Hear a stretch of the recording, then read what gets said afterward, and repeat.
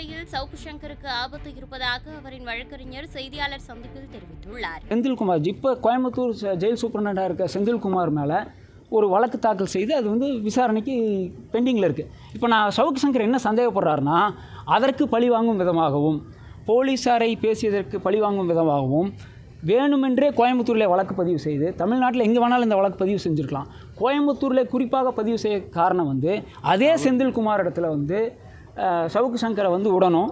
சவுக்கு சங்கருக்கு எகென்ஸ்டாக திருப்பியும் அதே செந்தில்குமார் ஜெயில் சூப்பரண்ட் அவரை கொடுமைப்படுத்தணுங்கிற எண்ணத்தில் தான் அவர் கோயம்புத்தூரில் அடைக்கப்பட்டிருக்கிறதா சவுக்கு சங்கர் அவர்கள் இப்போ சந்தேகப்படுறாரு. அவரோட உயிருக்கு கண்டிப்பாக கோவை சிறையில் ஆபத்து இருக்கிறது.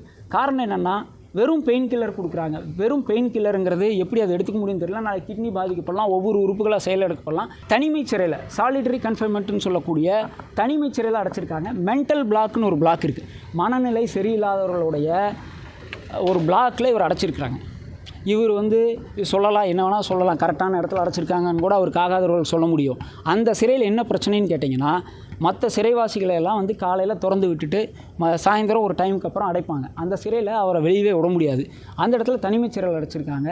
அவருக்கு உணவுக்கு விட வெறும் மாத்திரையை தான் கொடுக்குறாங்க. அவர் என்ன ரிக்வஸ்ட் பண்ணுறாருன்னா, கை ஃப்ராக்சர் ஆகிடுச்சுன்னா, ராங் ஷேப்பில் ஆயிடுச்சுன்னு சொன்னோம்னா அவருடைய உடல்நிலை முற்றிலுமாக பாதிக்கப்படக்கூடிய ஒரு சூழல் இருக்குது. இப்போ அவர் அவருடைய உயிர்